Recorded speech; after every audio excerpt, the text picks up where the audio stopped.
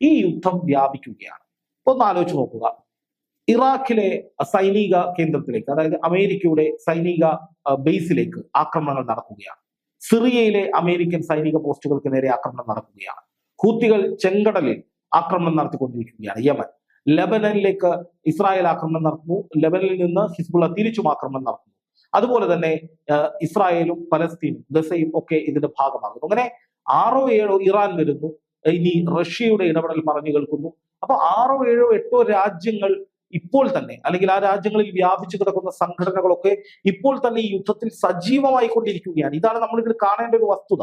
അതുപോലെ ചെങ്കടൽ ഹൂത്തികൾ തടസ്സപ്പെടുത്തിയപ്പോൾ, അവിടെയുള്ള കപ്പൽ ഗതാഗതം തടസ്സപ്പെട്ടപ്പോൾ ഫ്രാൻസ് ഉൾപ്പെടെയുള്ള ഇസ്രായേലിനെ അകമഴിഞ്ഞ് പിന്തുണച്ചിരുന്ന രാജ്യങ്ങളൊക്കെ യുദ്ധം നിർത്തൂ എന്ന് പറഞ്ഞ് രംഗത്ത് വരികയാണ്. അതായത് അവർക്ക് പൊള്ളി തുടങ്ങിയപ്പോൾ ഈ യുദ്ധം ഒരു പാതകമായി മാറുകയും പെട്ടെന്ന് തന്നെ ഇത് നിർത്തണമെന്ന ആവശ്യവുമായി അവർ വരികയും ചെയ്യുകയാണ്.